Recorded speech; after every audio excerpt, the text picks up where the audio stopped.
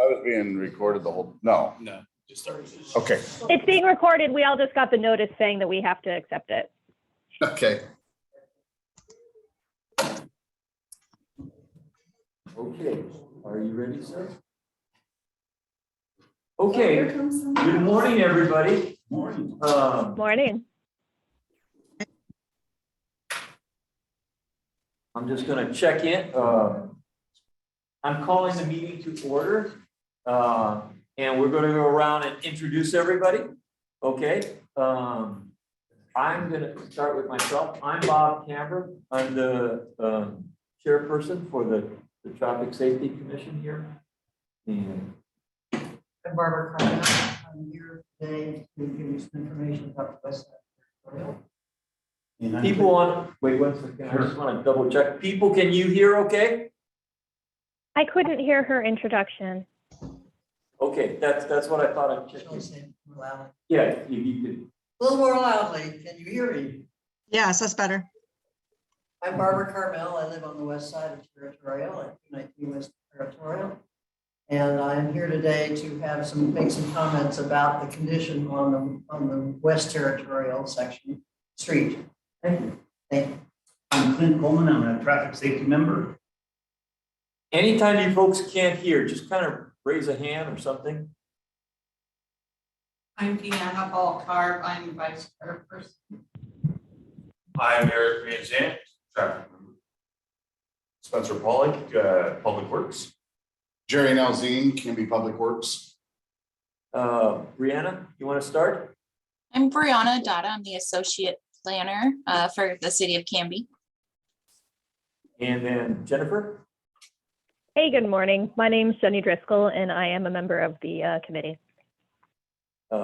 Jackie? Jackie, member of the committee. And councilperson Hensley? Yeah, hello, Council, Tracy Hensley, City Council President, and I'm the liaison to this commission. And then I see Karen. Karen, you want to introduce yourself? She's still connecting. Yeah, it says connect audio, so she doesn't hear you yet. All right. Okay. We have here. Oh, Good morning. Gary, you want to introduce yourself?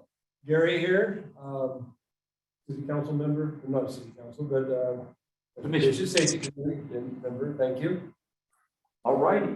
And so first order of business is to review and approve the minutes, and we thank Gary for being able to produce those. Appreciate it. Do I have a motion to accept the minutes? Sure. I have a minor edit to add, if I may, just to update the spelling of my name. But other than that, it's fine. All righty. I misspelled Bob's too, so forgive me. I'm in good company then, no worries. Okay, we'll note that it has been amended to correct Jennifer Driscoll's name. Okay. Is there a motion now? I make a motion to accept the minutes. And is there a second? Second. All those in favor say aye. Aye. Aye. Any opposed?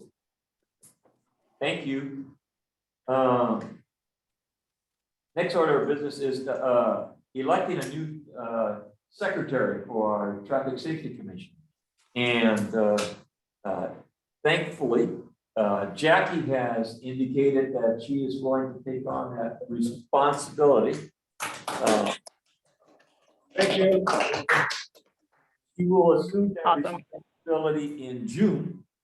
But today, thank you, Clint, he's taking on that responsibility. And I'd just like to let you guys know, if there's a need for somebody to take another set of minutes, I'm going down the list alphabetically.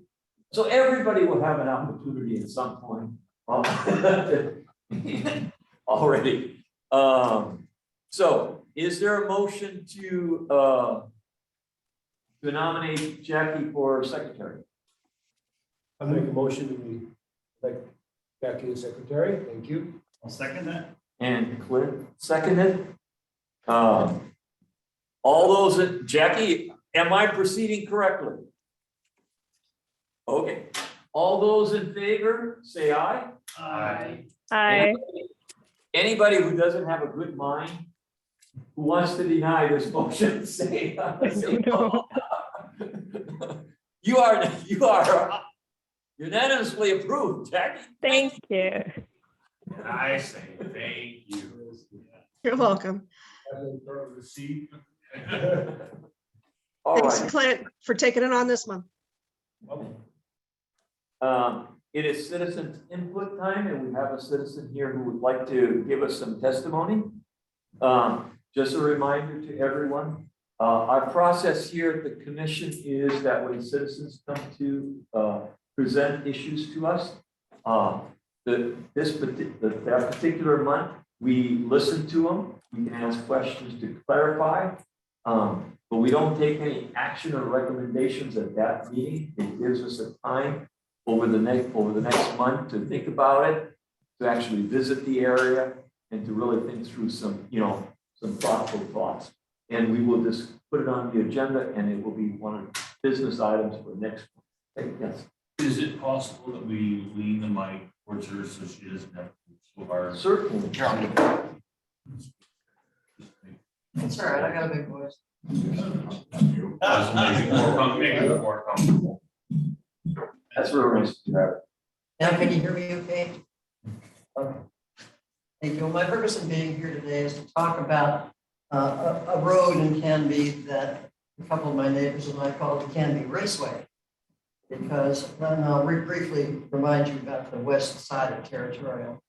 It goes on one end from the intersection with Birch, and it goes across, straight across a very wide paved area. It goes across to Holly, and then at Holly, it becomes East Territorial. So that's the place at which the raceway ends, because once it gets to Holly, headed on Territorial, then it's a important residential area. So the section of the street that I'm talking about is from Birch to Holly.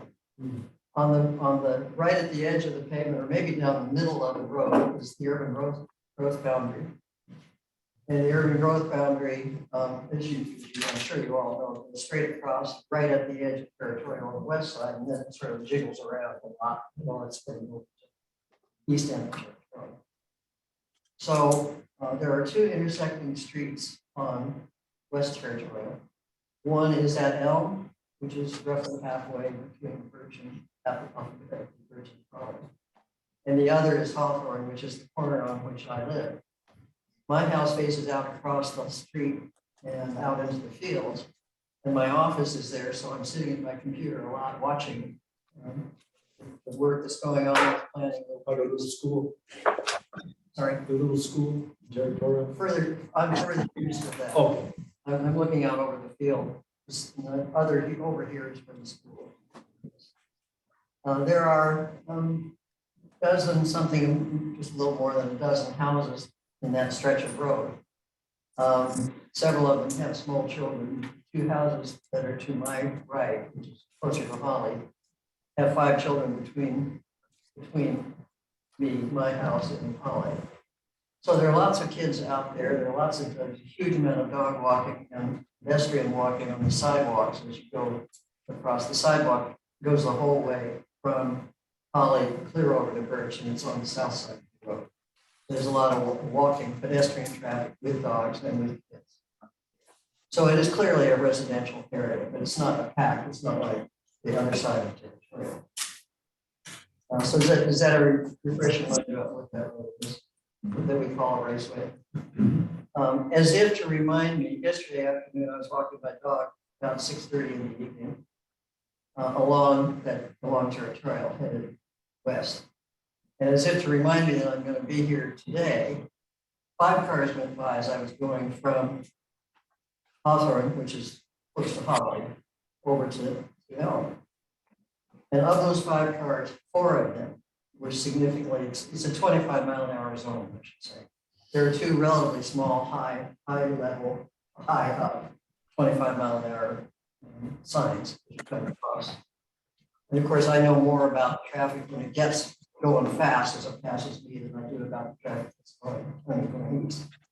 So that's kind of the place that I am. Of those 5 cars, one was going a very respectable 30 miles an hour, which drivers do a lot, 25 miles an hour. All of the other 4 single, they didn't come through as a group, they came through one at a time as I'm walking. I would put their speed at pretty close to 35, one of them a little over 40. But every one, all but one of those cars coming through was going well above 25 miles an hour. That's a common situation. The heaviest traffic is at commuter time when people are going to and from work. And it's between 4:45 and 5:30. There's a lot of traffic moving through. And when the first group of cars come in first, the pace of the first car, it's a big wide street, the pace of the first car generally sets the pace. And if the first car is going fast and the traffic is going whoosh, and I hear Jake brakes every now and then as I hit Holly or a lot of these houses. So I'm just describing kind of the mindset. When I moved to this house about 12 years ago, the traffic count at that time was 800 cars a day. Fast forward about 7 years, and the traffic count was 3,000 cars a day on the west side, and heavier, of course, in this country. And then the humps came, the humps, and I serve on the Parks and Rec Committee, and Fire Chief Davis is the vice chair of the Parks and Rec Committee. He doesn't like humps, so we don't talk much about that. But in any event, I think that cut the traffic at the time maybe in half, because people didn't want to do the humps, and if they didn't get to Birch. It's lower now, and I don't know what. That's kind of the history. So I want to just give you the reasons that I think this is really important to have your attention. Sometimes when I'm walking along beside the trees that are now in leaf, and somebody's coming by at 45 miles an hour, and I'll do kind of this, and they don't get angry when I do that. They just say, "Oh, like this is a raceway. What do you mean I should slow?" So I don't do it very often because I'm afraid they'll stop and get out of the car. In any event, a main reason to have some kind of traffic control, and you're the experts, I don't know what is the best way to handle this, will protect kids and friends who are walking across the street who live on that street. The second is kind of the big noise of traffic, Jake brakes and gun in the car, etc. In the late evening, when it gets dark about 6 or 7 o'clock, we do get occasional teenagers that are just flying through there. I've seen a couple of, not a lot of street races between cars, but a lot of teenager behavior after dark, and I don't think there's anything that can be done much about that. But that's one reason. And the noise is the second reason, but I think the most important kind of yellow flag thing is that the intersection at Elm has clear vision when a car comes north on Elm and it's going to turn one way or the other. The intersection at Elm has a clear view of what's over there on the right. They can see what's coming, but it's a blind corner on the left. It has a brick wall about this tall. It has a big bush, and then it has the trees that the city planted going all along that strip. And it's just, and it seems to me, I've seen close calls, but it's really kind of an invitation to a T-bone accident at the corner of Elm. With that, I'm happy to answer questions. I have a couple of things. So between Birch and Holly, would you say that Elm is at about the halfway point? It's so, I think, let's see, B to H, roughly halfway. The reason I ask that is, would you say that in either direction, is that where they're reaching optimum speed? It varies a lot. Some of it begins the minute they come off the humps and turn on the bridge. That's where I mostly see when I'm driving to get home. I mostly see that it happening. Aha!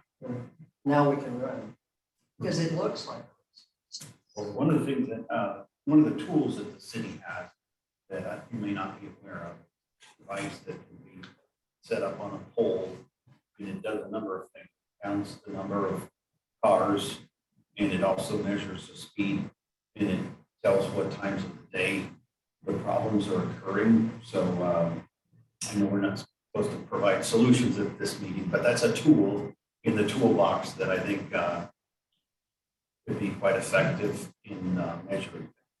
Let me respond that every time I drive from the east, come across and I see the sign right beside the big wayside property, that sign, it says, "You are going 50 miles an hour, slow down." My hope that someday we can have one of those, because I think a lot of the people that drive that really don't think about the fact, they don't look at the 25 mile an hour and the little ones. Well, So I was playing a little inside baseball with Bob, and we actually already set the radar device up. And I just took it down yesterday, getting all the data. I didn't get the report out in time, so I'll be forwarding that to everybody to be able to go through and look at and kind of crunch the numbers and come back and discuss it next meeting. Used to be that the trailer that you can leave anywhere you want is out there. And it was about, I don't know, 8 years ago or so, Sergeant Green used to park right at the corner of Hawthorne where people can't see him. And he had happy hunting for numerous times. But it's an endemic problem. those, both Clint and Spencer are correct. It's a great device, and it's what we use. And part of the discussion next month will be have actual data to see what the problem is, what the peak times are, what's the concerns are, and it really gives us a good snapshot of what's going on. And so that will be available next month. Thank Spencer for jumping on it right away. As soon as we heard about your concern, he was able to locate this. It's a different device than the big device. Yeah, you can't see it if you're just a citizen. So it's very effective in gathering information. It doesn't change traffic patterns because they don't know it's there. So it's honest data. So we'll have that data next month. With that data, then we're able, really, I think, provide some recommendations and things to move forward. Well, thank you very much. That exceeds my expectations about this meeting. I should also send you regards from the Parks and Rec Committee, which Jerry happily attends all of.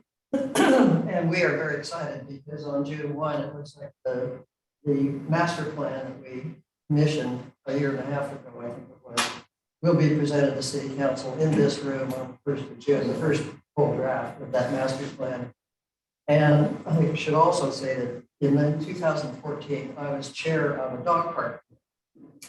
And we got as far as making a plan and moving forward on a dog park, but then the planning department decided not to press it and take it to City Council. So they disbanded the park committee, but there is now renewed interest in dog park, and the Parks and Rec Committee, working with Bikes and Ped and will be able to use the master plan, which we already know they're finding that one of the amenities that can be needs and does not have is the dog park. So Jerry, does that kind of cover? Yeah. So welcome to stay. I'll stay. I didn't get your name. Barbara Carmel. Pardon? Carmel is spelled with a K, but nobody does it. I'm notorious for misspelling names, so thank you for that. So I have a couple questions. Sure. So if I understand you correctly, concern that you have is with the traffic and the interaction with, or is it just the traffic, or is it the traffic with interaction with public? Well, I think that the hazards presented by the way the way the situations are operating right now, there is a threat to human life. There's a threat to T-bone, and there is an uncomfortableness. Even if you're driving, you're trying to go 30 miles an hour. Nobody tries to pass, I've noticed, but they'll be right on your tail saying, "Come on, this is a race. This is a race. Please race." Okay, So it's a combination of these two. all right, thank you very much. Yeah. I have a question. Ask for Spencer. Poor man. He listens to my requests all the time. But Could someone from Public Works drive by the intersection of Elm and Territorial over there and look at that? I guess we said it was the It's last the- turn. It's on the west side as you're coming from now. Yeah. And there's not a huge amount of traffic now, but I do think that we're going to be seeing more traffic because of increasing subdivision numbers. I'm just And concerned that's about, because of the trees that decreases the visible The blind spot on the left. blind spot, yeah. yeah, that's what I was concerned. Well, it has two things right built in. One is a brick wall, one is a very big bush. And then the relatively new line of trees that goes down outside the sidewalk obscures. So essentially, if you're not paying attention and you pull out from Elm, good news is that there's not a huge amount of traffic coming off Elm, so they can be doing something. When they do, it's a tough one, and we're not about to be moving brick walls. So I just thought if someone from Public Works could look about to see if there's any If you get zoning restriction, you know what I mean? There may be nothing we can do about it if you got a wall that was built correctly, but, you know, is there some issue there? And in fact, I'll go by there too, because that's, as you know, that's a route that. That's on your walking path. I think it's fair to say that there's nothing we're gonna be able to do to fix that blind spot. But what happens is you have to be, here's the traffic lane, and you have to be almost to there before you can see the incoming traffic. So the issue is that if traffic were all going 30 miles an hour, I don't think much of a hazard. If it's going 50 miles an hour, it's a hazard. Hence my interest. I will go out and take a look. You know, just for next week's conversation, we hit many points, right? Okay, May I come to next week's meeting? oh, please, you're welcome to Come to every meeting, son. Next one. Well, I do plenty of meetings in this room. This one next week. So that it'll be as usual, it's the second Wednesday of every month and at 8:30. So you're always welcome, and you certainly are welcome for that conversation, okay? And you're welcome to stay for the rest. I'll stay for a few minutes. Certainly. Okay. I neglected, did you guys have on Zoom, did any of you have any questions? For our person? Okay. Moving on. Do you want this mic back? Thank you, Jerry. Yeah. Entering our old business, on the agenda is the Enterprise Rent-A-Car update. I talked to Don Hardy, and he was going to get in touch with Enterprise person that he had talked to previously. And so Mr. Hardy hadn't had a chance to get back to me about that conversation. So we're staying on top of it, and the city's trying to get Enterprise to respond to our concerns. So we will keep tracking. Any questions? Okay. I'm going to jump to the third one on the agenda first, just to update you. The letters to the city, I believe all of you got copies that I mailed out to the letters, and those went to the city. And it's now in the hands of the city to kind of decide what they're going to do with that issues. I didn't put it on a continued because it's a little bit more complicated, those issues, because they deal with ODOT. And so I'm leaving that up to the city. Any thoughts? I want to thank you for all your hard work on all three of those items. You've really done a good job. Thank you. Yes, thank you. I appreciate you guys' willingness to look at those issues. Okay, going back to 2nd and 3rd Street, the subcommittee. As you noticed, as you might have looked at your emails, there was 2 issues that went out regarding that. First was the letter from the fire department. And if you read, it was signed by 2 of their officials indicating their concerns about 2nd and 3rd Street and in general, and their willingness to support their concerns. that was important because it then leads to our slideshow. Does anybody have any questions regarding the letter that the fire district sent? Okay. The slideshow. If you guys will indulge me, I sent a copy of this slideshow to all of you. But let me kind of just walk it through. So that if there are any questions, we can talk about it, because I think there's a need for us to consider it. We don't have to do it this month, but I think we need to move on to recommendations. All right, can we move slides? Yeah, is that the right one to start with? Yeah, that's just an introduction. Can everyone see this all right? Can everybody Yes. see it? As noted, the city of Canby, the Traffic Safety Commission, and the Fire District are all dedicated to the safety of the citizens of Canby. Okay, just a gentleman. I believe that. This presentation will address the following issues: traffic flow, traffic danger. Fire district need to have unencumbered area access to driveways, flag lots, and high-density housing for emergency response. Fire district needs for roadway open space to deploy their ladder truck supports, and then the parking availability and impact on the community. First, we'll discuss the traffic flow and traffic danger. The picture below on the next slide provides a view of how narrow the roadway is when parking on both sides of the street. And these streets are that. This is not the best picture of this because it seems to graphically show a huge space there. But in effect, I believe the next slide will show you that really, if you park on both sides of the street, you really have only access for one car to be able to drive through. Two cars can't really fit when two cars are parked on each side of the street. The present roadway on 3rd is measured 31 feet with two 5-foot sidewalks, and the roadway on the second street is 30 feet. Presently, people park on both sides of the street. You end up with between 14 to 15 feet of roadway for driving both ways. This is not enough space for 2 lanes of driving.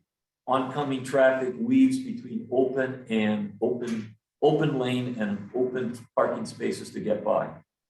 This is particularly difficult when a school bus or large truck or emergency vehicle is utilizing these streets and cannot move out into an open space. In all fairness, it should be noted that at this time, the open roadways parking spaces are not all filled. Okay, so it isn't like it's completely congested all the way down the street. While this condition does have a positive side side effect of slowing the traffic down, it does increase the driving risk as the level of traffic increases. And it should be noted. It should be noted that these streets have significant pedestrian traffic, especially on school days with students walking to and from the high school. Most notably, there have been a number of pedestrian injuries near the intersection of Ivy and 3rd. Fortunate, these streets do have 5-foot sidewalks. This busy street, which is a connector for all practical purposes, needs 2 open roads, steady and safe flow of traffic. This street, in the old traffic safety support study that the city uses, is not identified as a connector street. But that study is over 10 years old, and that street has become a connector. People use it to zip between Elm and Ivy, or to avoid going down Ivy, at the intersection and going around. So that's a fairly well-used street. And planning does have newer numbers on the use, what the traffic demand is on the street from before they approved a new apartment complex. So those numbers might be worth revisiting and seeing if it needs reclassified. Yeah, and I'm sure that's something that we'll have a discussion when they start to look at the new transportation. Any questions about that, any of those points? Point B, fire district needs to have an unencumbered access to driveways, flag lots, and high-density housing for emergency response. This is several pictures. One is actually the fire district participated in actually putting their truck in one of the driveways off on 3rd Street. This is right by the Lutheran church. And as you can see, their big truck will occupy a lot of it. Painted red zone restricted street parking is needed to at the entries and across the street from the entries to ensure the turn radius needed for the aerial truck is allowed. This may be at least 20 feet of fire lane on each side of the access and egress points to accommodate the turning radius needed for the access of fire apparatus. A red paint lane across the street from that entry needs to be painted on the curb line per Oregon Fire Code. The length of the fire lane would need to be determined. This will allow access for the truck to enter and exit as needed, rides such as doing response to emergencies. The pictures below show the difficulty a ladder truck has entering and leaving the driveways when there are no red painted restricted areas. What we did was we put in two cars on both sides of that access, and the truck is now trying to turn into that space, okay?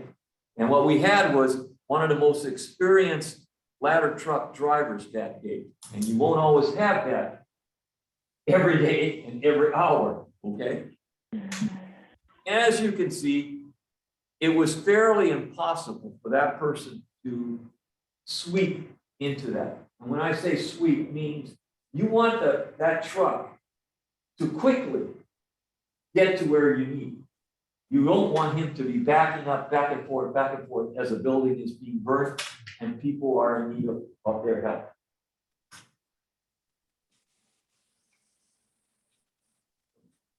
Now, is there any questions about that?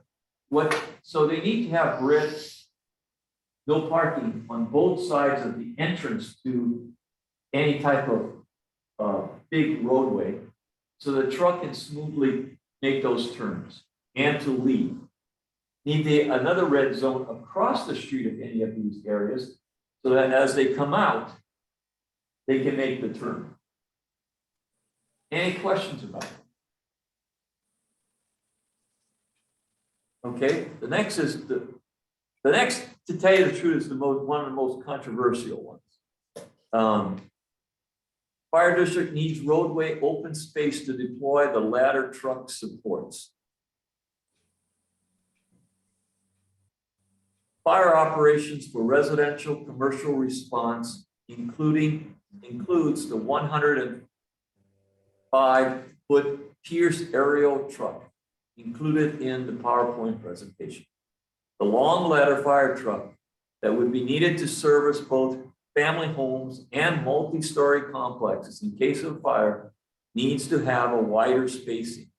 The ladder truck requires just 10 feet of roadway for passage, but needs 16 feet clear width when its supports are extended from the side of the truck to utilize the ladder. As you can see, this is what it looks like when it's extended on an open roadway. Please note that there are no cars parked on either side when we did that shot. The picture below shows the completed deployment of the ladder truck supports. As you can see, two vehicles cannot be parked on both sides of the street when the sides of the trucks are full. This will give you a good shot. That truck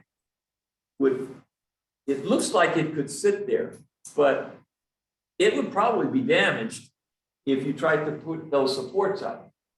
And I doubt if the fire person could extend it. Next shot. As you can see here. These needs are necessary for the fire truck, for the fire district to have the ladder truck available and able to utilize for fire operations at apartment complexes, residential structures, commercial structures, fires, home fires, and emergency medical response. If the fire truck is going to provide appropriate emergency services to neighborhoods, they need to have at least 16 feet of open available road space all of the time throughout these streets. Now, I asked the person, why would you need a long ladder truck if some of the houses are 1 story? Okay. And the discussion from the fire district was kind of interesting. They say in Canby, especially in some neighborhoods, and I imagine if you go down 2nd and 3rd Street, you'd see it. Because the housings are, there's not much room between houses. And they're occupied by driveways, stored cars, storage sheds, and things like that, making it impossible for the fire department to really get into someplace quickly onto roofs or to separate the houses in case of fires. The deployment of the fire truck has become their standard mode on anything where they can shoot the ladder out over the top and be able to get to the roof of the house or get behind. Matt English was talking about how they had a fire right on 2nd and 3rd Street. They had a fire for a vehicle in the backyard of a car. They had created a roadway to the backyard in his house.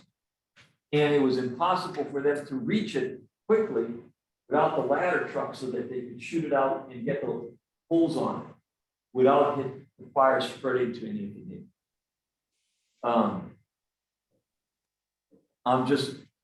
Are there any questions about that? Yes. It would seem like the only workable solution, in my opinion, would be to make that a one-way, allow parking only on one side of the street for the fire trucks to be able to safely operate. That is certainly one alternative. What's the other? You mean, question? Yes. You mean, make traffic just go one way, like either Yeah, east it or would be a west? dedicated one-way street. On that particular street, it seems impractical to have parking on both sides of the street and have a throughway. And if fires are going to happen from time to time. And in order for the fire department to operate safely, in my opinion, only allow parking on one side of the street, and that should be a one-way street.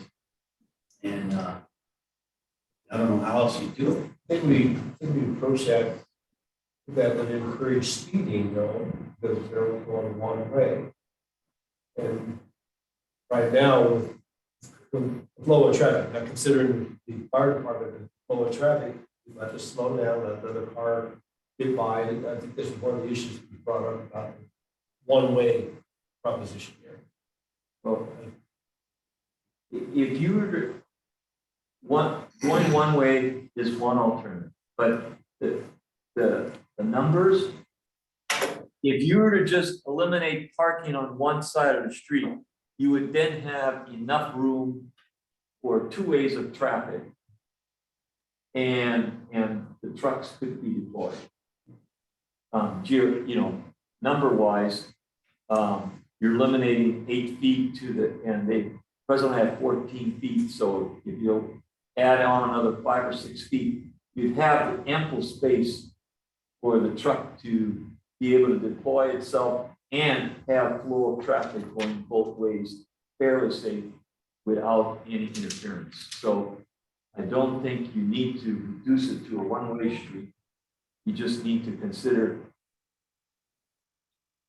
making it possible that there be more geography open all the time. I think one of the ways that we ultimately get to a solution we can do it would be to get the fire department's recommendation, the police department's recommendation, the neighborhood's recommendation, and we should have a recommendation. And it would seem like we could reach consensus because we've gone to too much work here to not give a recommendation? Yes, Go ahead. The parking, eliminating parking on one side is going to be brutal on staff and city council. But we do have a model that we're getting ready to start, Locust. And I think we could fit that on Second Avenue. I would like to get this built and look at it. We're eliminating a sidewalk, keeping parking, and we got fire's blessing on it. I mean, that is kind of a compromise. I mean, I don't like taking away sidewalks. That's the last thing I want to do, but it's something to consider, I would think, if we want public works input also, just to save our council. And I mean, that's another option I want you guys to, because we're going to be building that street. It's going up to 50. So. and we'll get down to recommendations Okay. in a minute. I wanted to, are there any questions about what I'm talking about or the need?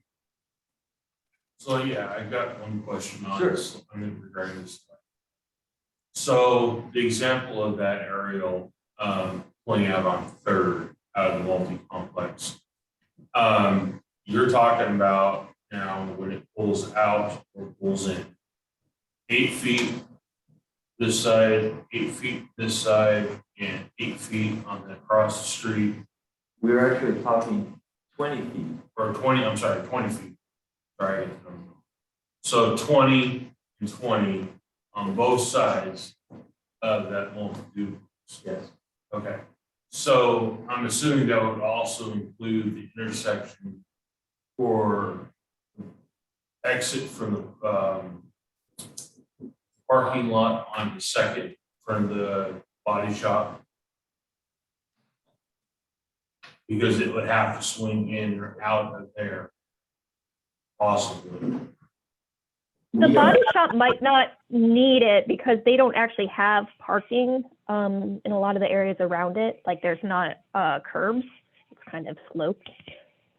So it's worth looking at, but it might not be too bad quite there. We are marking the intersections eventually with once the weather is better. Correct me wrong, Spencer.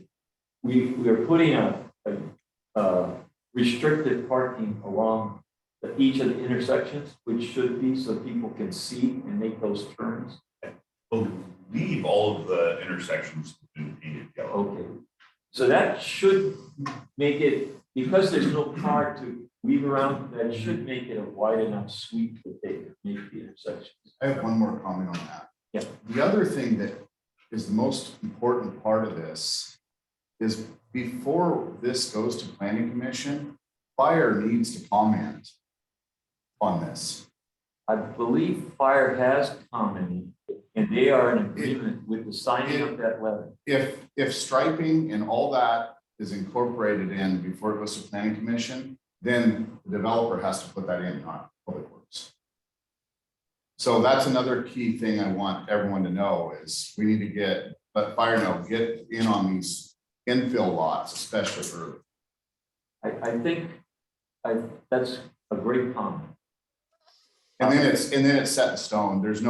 We're not the bad guys, it's just how it is. If you want to build here, you've got to make these accommodations, and Brianna will contest to that too, that it makes it easy on all of us. I honestly, I appreciate that these are difficult things, but I'll tell you truthfully, personally, I'm coming here with this presentation because my first thing is I always try to do my best. And secondly, I'm supposed to be working for the safety of the community. And sometimes safety is uncomfortable and messy. And I think I would be not doing my best if I don't make the recommendations and the input that I think is necessary for safety. Now, if the city council chooses not to follow through with this, that's their decision based upon their perspective of it. But I feel like we have to do what we think meets our task, which is safety. we're here to solve problems and we're not, don't need to be concerned about hurt feelings. Yeah, I am, and we'll talk about that in a minute. May Any I add some? Sure. May I add something to the Yes. the visibility? So the neighborhood did try as valiantly as we could to have the markings considered ahead of time, and didn't get quite where we wanted to with that. But something we did advocate for successfully was we had 2 different traffic studies done on the access point of a new 3-story, 12-unit apartment that's going in at the intersection of Grant and 3rd. And both of those studies by a company called DKS that Canby requires as their gurus for this kind of information said that we need 300 feet of sight distance on either side of the new apartments that are going in at Grant and 3rd. And before we make any recommendations that go outside of our committee, we need to get somebody. I don't think it's Public Works. I actually think it might be a county level sign off on the fire district visibility and everything being okay. We need to know how much of that sight distance that was recommended as necessary is actually going to be, imposed on the street. Because 300 feet in either direction is like half of the distance between Elm and Ivy. And so if they're going to do something smaller, that'll give us more parking, but it's in conflict with what's technically safe from 2 different traffic studies. So before we can say we need to reduce it to one side of the street or whatever kind of recommendations we would have from a safety perspective, we really need to know what the true availability of parking spaces is based on the implementation or not implementing the recommendations of the traffic studies that were done for the new project that's being installed now. Does that make sense? That's my concern. I agree with that. Being proactive on this is huge. Getting ahead of it, looking at the traffic studies, making sure that we're following the traffic studies, and so that we're not just like we're having to go back and fix problems that have been missed in the past and upset people, and I agree with you. Safety's first, but priority here is let's make sure the stuff that's coming in, we're following too, and we'll keep working on the stuff that we've missed in the past. But what Jenny's saying is exactly right. Look at the traffic studies. Maybe we need to be involved in that a little more on that, whatever they said on that. I mean, because if they make a traffic study, it goes through planning commission, it's all approved, it's a done deal. I mean, kind of got to follow it. Well, we can adjust, I can appreciate what Jenny is saying, and today we don't have to make a decision about what we're doing, but I mean, I do think we're questioning, does anybody dispute that there's a problem with the fire department trying to service those homes? No. That's the solution, is you've identified a problem. For every problem, there's usually several solutions. We need to identify the best solutions and then come to an agreement on what we think is the best solution. I agree with that, but I also think that Public Works, all the utility providers, and fire need to be proactive so that we don't have these future problems, because we're still continuing to have this and it's getting dumped on our committee. So I think that we need to tell everyone, get your comments in early, and then we'll start working on the stuff that we missed. I agree with that. Well, I agree.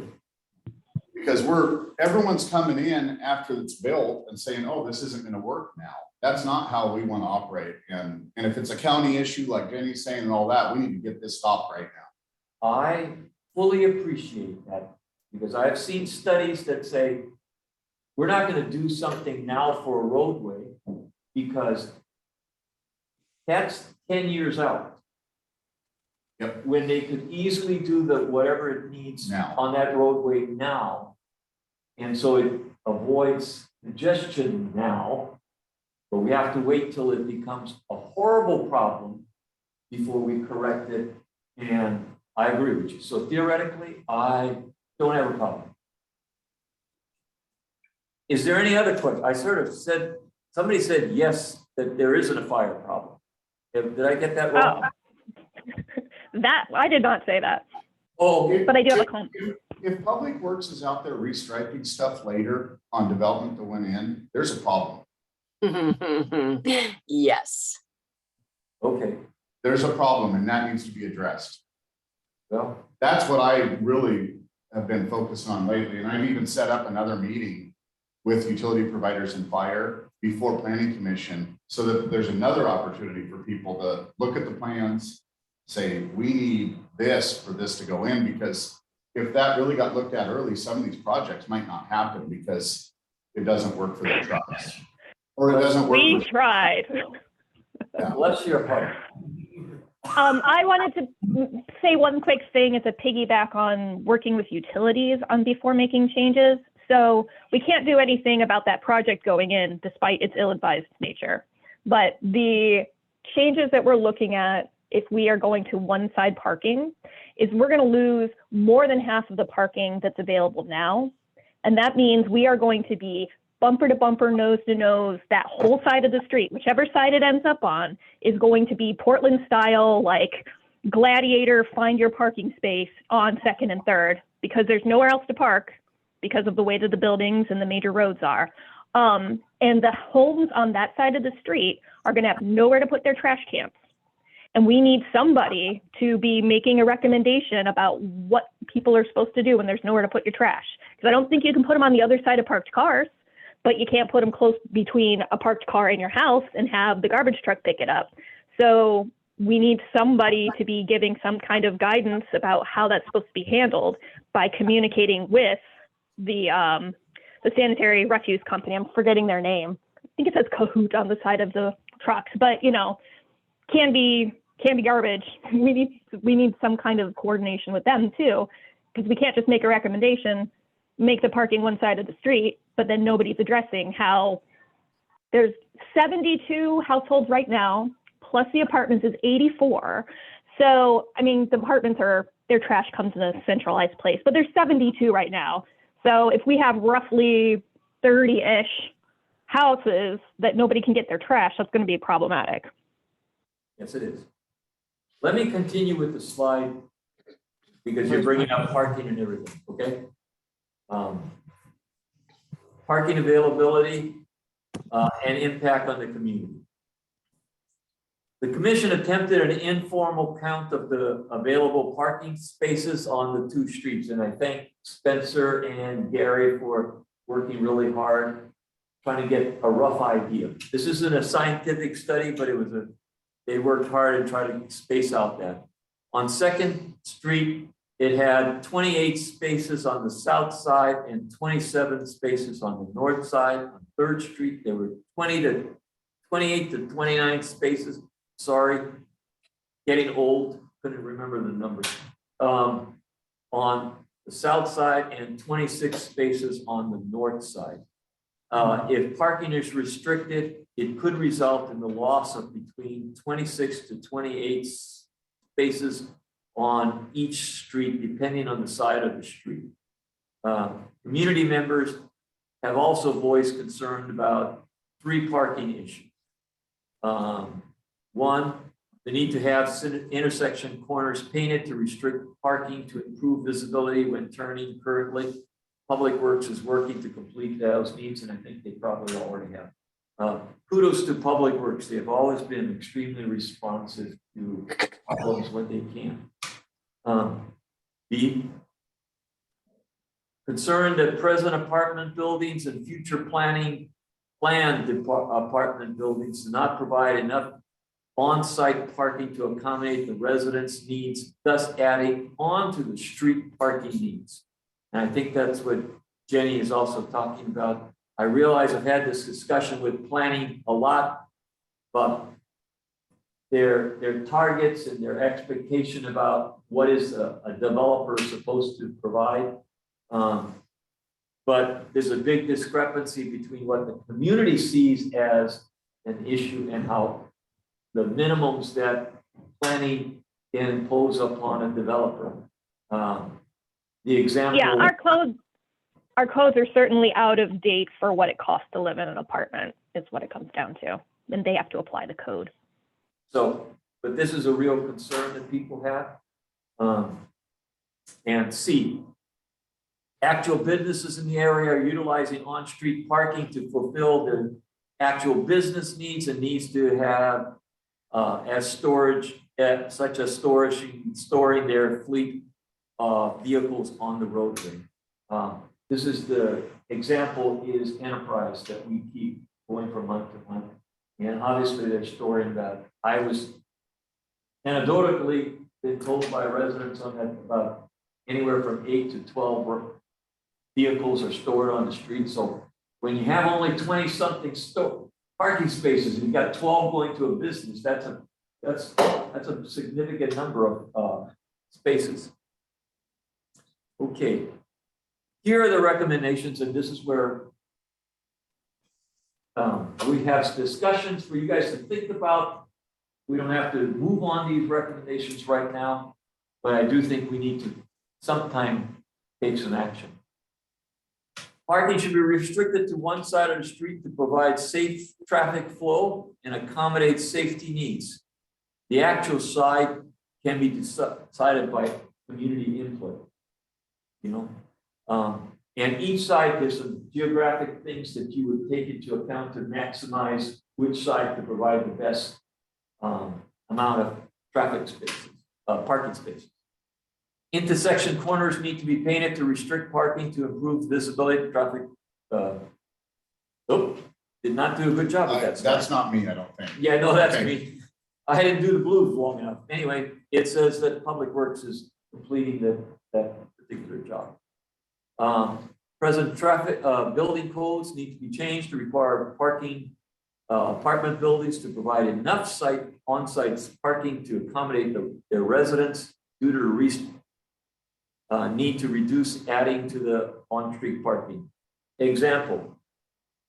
And Brianna, you can jump in and correct me if I'm wrong, but I'm going to use the example of a recent apartment building was approved. And I believe there was 12 apartments that went in that are going to be built there, 12 units. Some of it is one bedroom and some are 2 bedrooms. And in effect, there are 19 parking spaces that are going to go into that. And 15 for the actual apartment owners are residents, and then 3 visitor parking spaces. okay.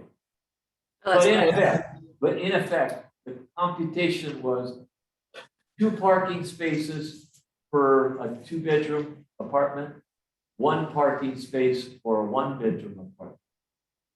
And then a 10% discount on top of that number for being in a high density area.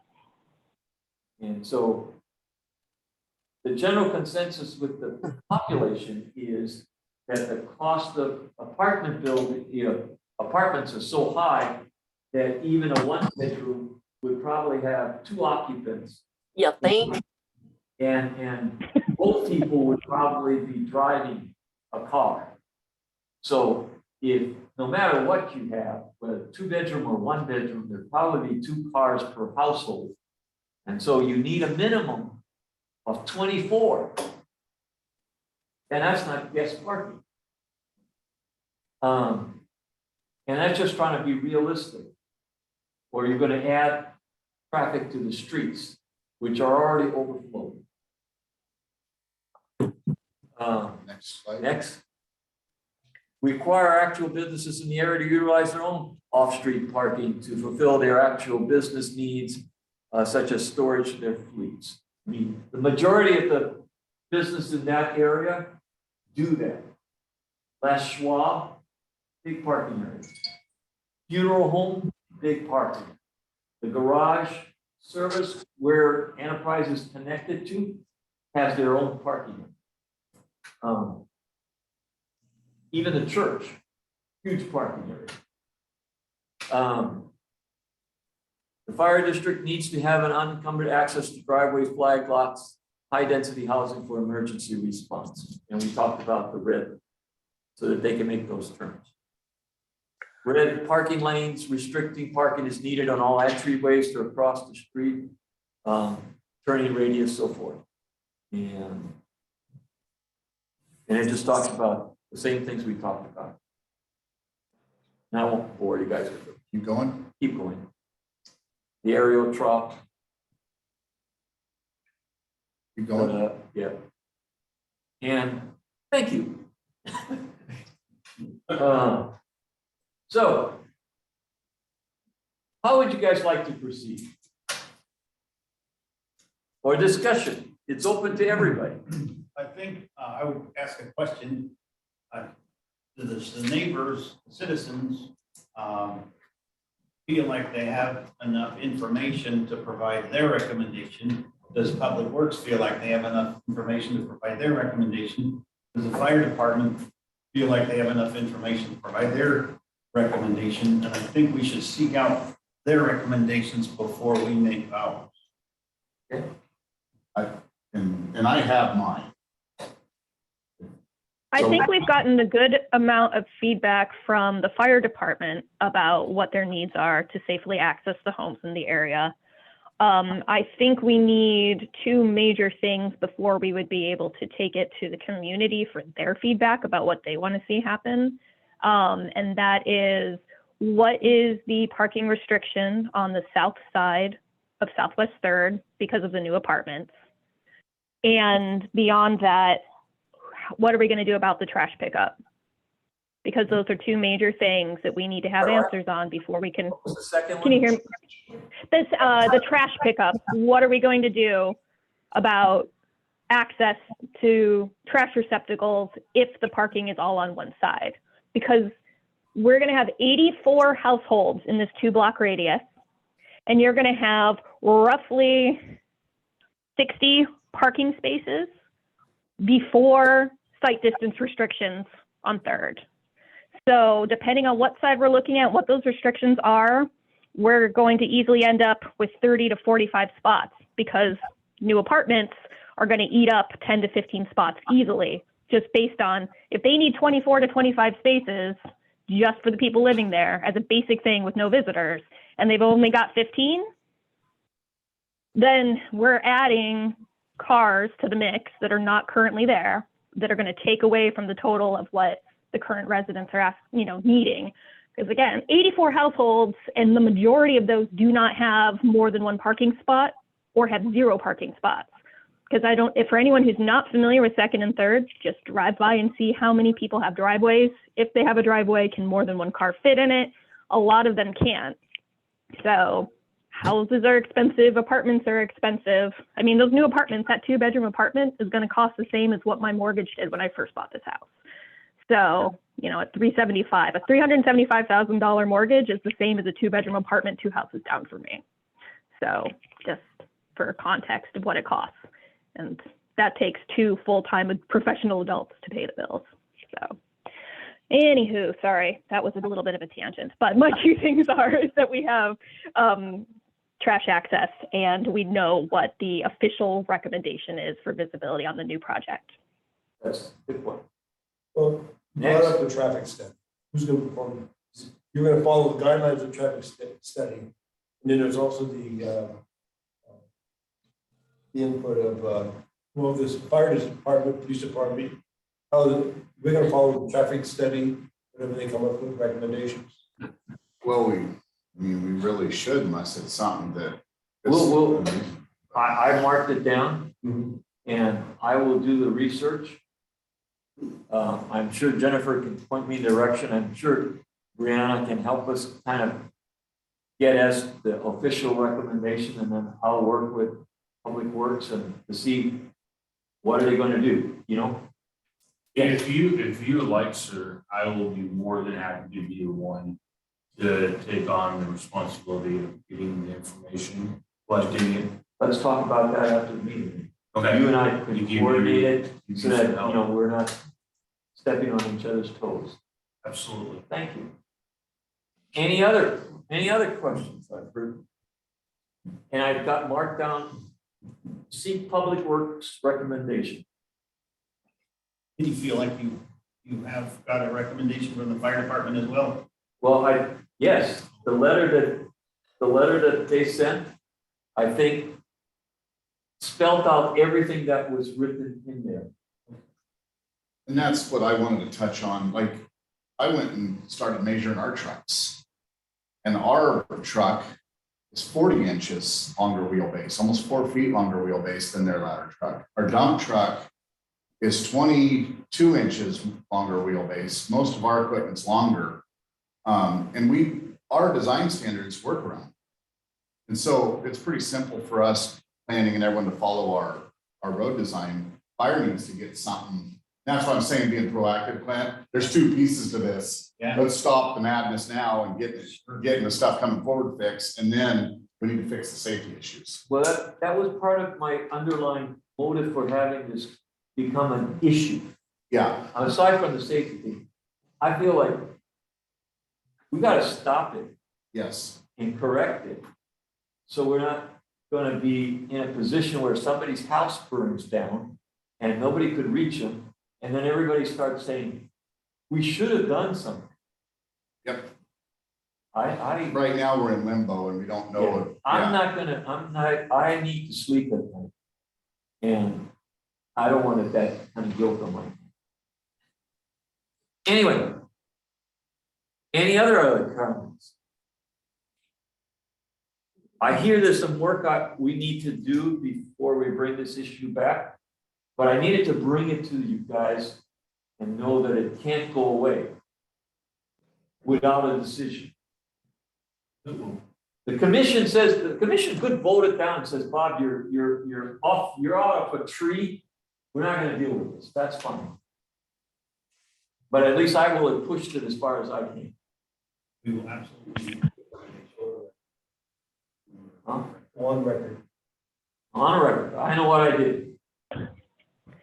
Something I would like to try and do if we can, since we have Public Works here with us and we have planning here with us, is to get whatever documentation is necessary to make it I think we have a lot of it already from the fire department, but just to codify it a little bit more clearly, that when a new project is being looked at an existing neighborhood, what the true minimums and considerations need to be for the width of the street and the parking and all these other things ahead of time. Because when you look at a planning project, you are looking at the lot itself with very little regard for the surrounding area.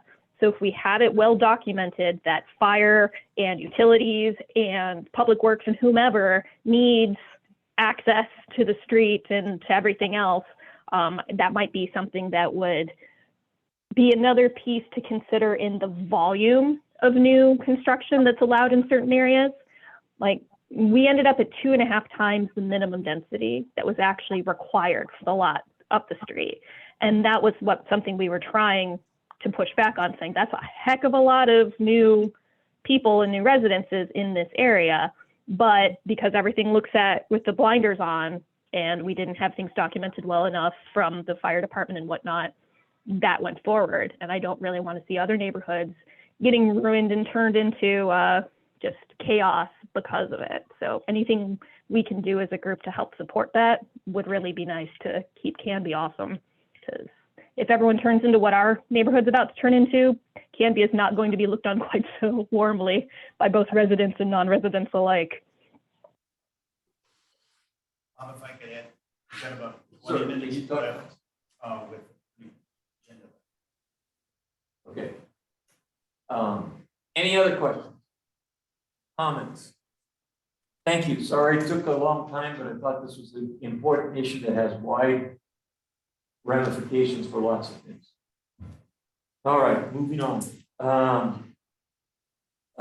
New business. Just quickly, I got this box from the state traffic improvement place from this Jennifer Roberts. And it's got materials regarding distracted driving. It's got a little jar and things like that and posters. So I'm gonna go talk to the municipal court people if they wanna post these things up and when those people come for court here. Any objections? No, and the high school would be another good place because youngsters are often terrible offenders of distracted. Right? Anybody wants to take on this project, they're welcome to. If not, I'm just gonna go deal with it, because it was mailed to me. All right, moving on. City report, city staff reports. I didn't get anything from the police department, so I'm gonna just move on. Chris Macon. He switched shifts. didn't he? Yeah. Yeah, well, We should have a new traffic officer coming in. I'll try to contact Chris. City planning? Any report? No big reports in terms of traffic safety considerations. I will say that we had a ordinance passed for food cart pods. So they are now allowed in the city of Canby. So that's exciting. When he's on that? They Are do. they restricted? Are they restricted to any particular area, or is it just the whole city? They are allowed in commercial and industrial zones. Okay, thank you. Do we have any new big developments coming on board that we haven't previously been told about?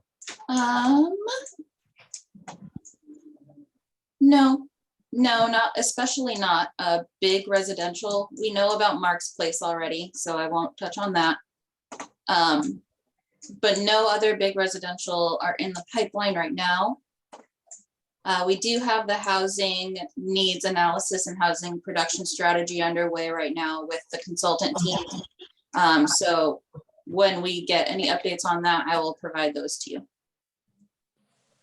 Is that a place Do you that have, you express concern about the code, about how you decide how many parking spaces have to be provided for an apartment building? If anything, the recommendation would be to lower the parking count because we are over 500 acres are required for the housing that we will need. And the consultant's job is to find strategies to up housing, not parking. make it livable? So I was gonna say livability, you mean? Yeah, I mean, we don't have connection to Metro. Like, we can't just hop on TriMet and take the bus or the MAX to work. So, I mean, that really hopefully is a consideration of practical recommendations that they're making for the reality of what living in Canby entails. yeah, there's I mean, how many people transit truly work in inventory Canby? that was taken before they started their strategy making. So, you know, there was a lot of inventory taking. We provided GIS layers for all of the street functional classifications, all of the transit routes, you know, all of the data that we have given to them. So that does include any traffic and transit data that we do have. Okay. Any other questions for planning? All right, Public Works. I'll make this kind of short and sweet. The guys are out putting up the hanging baskets right now. We're a little late getting it up because of the cold weather. They didn't bloom in time for Mother's Day, which we usually like to get them up. Other than that, talking with Bob about trying to come up with a schedule for putting out the radar device in multiple locations, kind of having a rotation every month. I've got a couple of places kind of picked out and kind of looking for any other recommendations. I was thinking 2 spots on Territorial, since it's such a long major thoroughfare. North Redwood, North 10th and North Maple were kind of the north side, and then Township, South Ivy, South Elm, 13th and Bird were kind of the other ones that I was thinking of just for main thoroughfares. And if anyone else had any other recommendations on major thoroughfares, just kind of that we have a data that we can kind of go That's what back I call and really fast action. update. And I think when I was talking with Bob about it is that we were going to, if there was, say, if we were scheduled to put it in Township and somebody came and was concerned of a different location, that it's not a hard set, that those are the places that we would use. But just kind of continuous use, and if we needed it someplace else, we could. Any stop sign update on Redwood and Territorial? Before we go to there, let's finish this discussion here. In effect, what we're gonna do is every month on a 12-month schedule, we'll move the thing to get data so we can compare it and provide it to the police department as far as what traffic peaks are and things like that. So we'll have this established list and we'll keep doing that and get the data on a current basis. If in case there's a person who comes to talk about a particular area that's not on our regular rotation, we'll just interrupt the rotation, deal with it, and then go back to the rotation. So it doesn't miss it, it just extends it, continues it. Any questions about that? Does it sound reasonable? Thanks, Spencer, for his help. I'm sorry, going back to. Oh, I was just asking about the status on the four-way stop at Territorial Redwood. That is tied in with our North Locust Street project over here from 4th to 10th. That went out to bid. It's out to bid, it closes, I think, next week. Yeah. So we gotta, once it closes, plan, then we'll go through the 2 readings of council, the 30-day waiting period, and start construction. So we got, it's happening. That's a four-way stop. The other question I wanted to pose to you, you might not be able to answer it today, is we have those signal traffic signs. We were scheduled to buy one a year. I don't know if that's something that we continue to do or. This year, our sign budget was with inflation and supply chain with everything else, our sign budget was way over budget well early on. So just with our normal, trying to keep up with the normal sign maintenance, we were able to purchase one. We've had to do a lot of extra signage for Parks Advisory and some for Bike Ped too that's affected that role. So. Is that something that we're hoping that next year we can get back to? Absolutely. Yeah. Those are very effective. Can I make one sentence comment? I want to let you know that Parks and Rec has gone in and decided we got to do something about safety on the logging trail. We're about to mount signs that Chairper's group are making, and they're big signs in big bold letters that are, it says logging trail, safety first, cyclists, pass on the left, warn people if you're coming. Walkers and runners, stay on the right side, don't block the road. Dog owners, leash your dog, etc. And it's big bold letters, and we're hoping that it may do something. It's my private view that there may be another item on our agenda, because the rule is no motorized vehicles on the logging trail. Except now we've got electric bicycles and electric skateboards, and they're coming, skateboards are going fast. I just wanted you to know we're doing our best on the logging trail to do what you do for everything. Thank you. Thank you. Good partnership. Any other? That was kind of my quick update. Unless you have questions. Thank you. Thank you very much. I had one question Yes. for the group. The recommendation that we got, we appreciate that, for the no left turns on 99. You guys wrote a letter to the Yes. city administrator. Within that little window right before I met with Scott Archer about it. He was wanting a little more input, if I could bring back to him on that. If we could talk after or now or whatever, just on what the committee would really like from the city. I guess. What's his concern? I mean, it's pretty clear that we are not an advocate of being able to turn left out of the Canopy car wash. You want the city, so the recommendation is the city to go to ODOT and push for that, or the Yes. city go to the business owners to put in their own signs? Go to ODOT. Okay, Well, That's and state that, enforced. there brings a question is that, for example, McDonald's had a sign. yep. So my question is who told them to put it? Did ODOT tell them to put it there? Or did I would imagine, the city say it? Or did the company just volunteer If it's a regulation sign, when they put their new building in, that was a condition. that they on their required. property? Yes, correct. Okay, from ODOT. Yep. Okay. So, yeah, because there's, We just wanted to follow up, make sure we weren't just forgetting about you guys. Yeah, we appreciate it. Just wanted to make sure we were clear on that. And we're not to take another look at those because they are a real safety hazard. And coming from the city administrator, it might have some more teeth. That's what we were thinking. Okay, I wanted to follow up. I couldn't remember for You know, sure. it was like ODOT's rationale for not doing it Yep, okay. was not exactly safe. That makes sense to me. I appreciate it. Okay, city council liaison. I do not have much in the way of a report, but I can possibly ask questions if anyone has one. Questions? were we able to get the information about if Enterprise has a business license?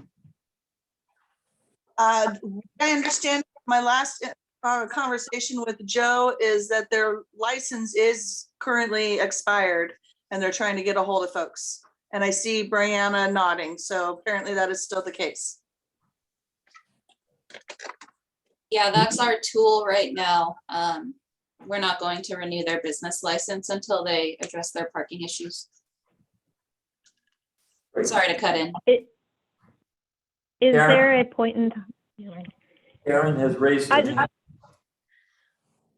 I would be curious to find out how many other businesses in this town would be so upset to know that they're paying for their business license and these people over here are not and have not, and we're dealing with this issue that is a big problem. This is so unacceptable on all levels. That's all I have. Thank you. Jennifer, you were going to say something? You're muted. Oh, Thank you. I was just curious if anything had changed on, we've been waiting for like a year for them to respond. Is there a line in the sand at some point where there is a next step to non-response and no license and just operating without a license without responding? I can only say that I stay in touch with Don Harding on a monthly basis and he keeps working on it. Would you be willing to push a little bit harder on what keep working on it actually is? I mean, there has to be a next step at some point. I mean, there has to be some level of escalation at some point, and he gets to decide when that is, of course, but. Council person? Yeah, thank you, Bob. My question, I guess the closest person that could probably answer this or investigate it, if we don't know the answer, it would be Brianna. At what point can we get Carrie out there to give them a ticket for operating without a license?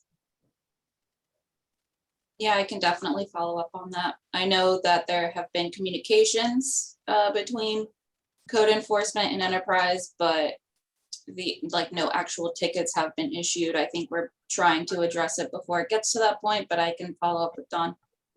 Thank you. Any other questions for the council person? I was just going to ask you, just out of curiosity, the silent zone or the quiet zone, Mhm. there's a lot of infrastructure. I was wondering where we're at. I'm going to defer that to Jerry. He has the best updates. Thanks, Tracy. Yeah, weather, rain, we gotta get the striping down. And so they're scheduled again, and then Spencer will tell you, the railroad is busy, so they have to have a schedule. So if we hit this next window, they can come out in June and inspect, but if we miss, it, or he just emailed and said he can't make it. I think he just. Yeah, the railroad's gotta approve it and then it'll be open, but we're almost, the only thing we really have to do left is striping, pull the bags off the signs, and then we're working on putting the banner system up under the arch, but it's done. Just waiting on striping. Okay. And ODOT approval. I was just curious. It's- With working that close to the tracks, it's required that you have a rail flagman to communicate with the trains. You have to schedule them 2 weeks in advance, and trying to find 3 days, 2 weeks in advance to paint has been kind of problematic. And then getting the inspectors from the rail, you have to schedule them a month in advance. I'm So sorry, you can't see with this, It's- I'm laughing. This How has about Yeah. best of intentions, can't Yes. go anywhere. You know? It's impressive we made it this far. Yeah. been. Bless you guys' hearts. Okay, Bob, if Yeah. nobody has a question, I kind of need to jump off because I have a 10 o'clock Zoom on another Okay. channel. take care. See you, Tracy. All right, see you. Thank you. Interrupt too, Gary and I have a 10 o'clock. We have to go to. Okay. Then there's no fire district meeting. Do you guys, Gary and Clint, do you have anything for the record? Nothing offhand. I did spot our wild turkey crossing signs recently. That kind of surprised me. They've been Which I moved haven't around. I haven't Where are seen they now? turkeys lately though. Yeah. I didn't. The signs are still up, but I haven't seen the Oh, actual turkey. turkeys. Oh, No, I haven't seen one in about a year or two. But they used to be a flock that used to be on my street, but they're gone. Clint? No, I didn't. Okay. Deanne? I wanted to thank Spencer, I'm assuming that was your group that put up the deer crossing sign. So our neighborhood who is over in Cedar Ridge off of Burke Parkway, we appreciate that because the deer are moving closer to City Park, so thank you. And then the other thing that I noticed was over in the parking lot where Dutch Brothers is. It's been there for a while, but I just happened to notice it when I was going to UPS the other day.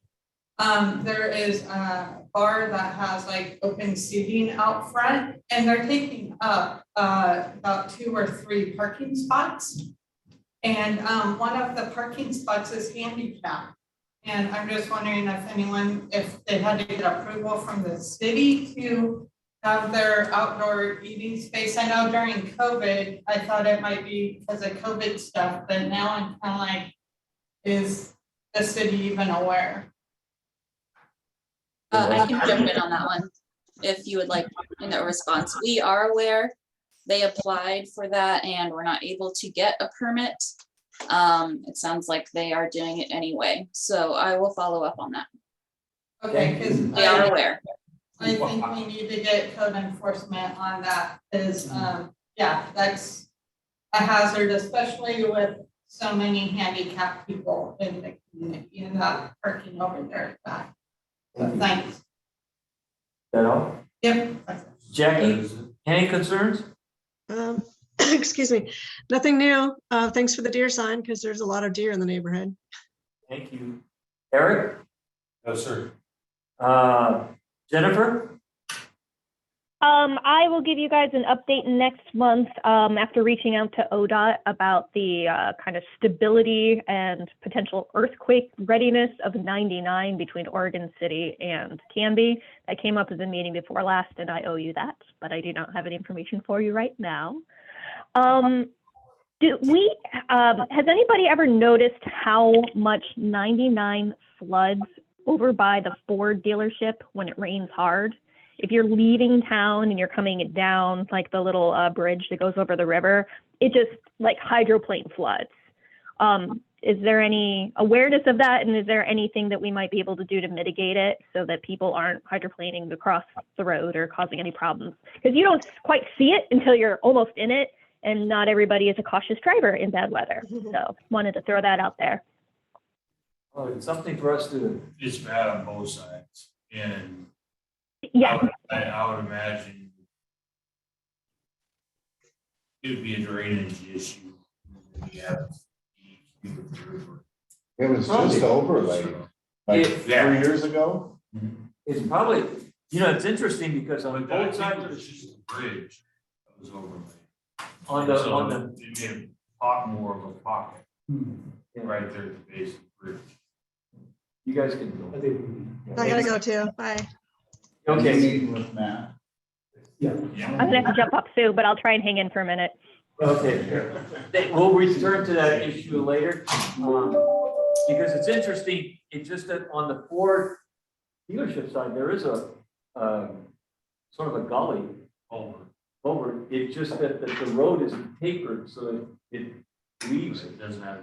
So we can put that, let's put it on, if you can put it on your agenda, let's turn to it next month, to discuss. Everybody's leaving, so I will, anything else for the good of the order? Except to say, Yeah. thank you very much for all of your involvement and your participation. Appreciate your time and effort. May all of you have a good day and try to find something to smile about every day, okay? Take care, folks. All right. Thank you. Bye-bye. Bye, guys. Thank you for coming.